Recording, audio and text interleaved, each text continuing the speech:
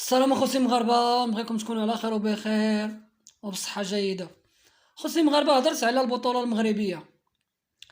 البطوله المغربيه ما بغاوش يبدلوا العقليه، ديما نفس اللاعب، ديما 0-0 تعادل.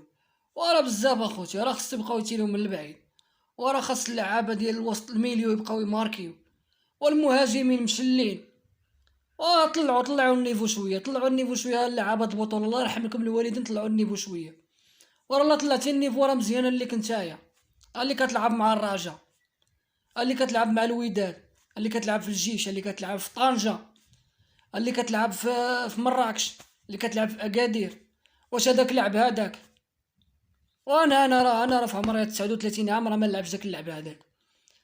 وراه تطلعوا النيفو صاحبي، داك اللعب اللي كتلعبوه راه حشومه تقول راني محترف، حشومه. طلعوا النيفو شويه، وبركه من اللعب ديال اللعب المقتول. ما فهمتش، انا شكيت واش كترينيو نتوما ولا ما كترينيوش، والله ما فهمت.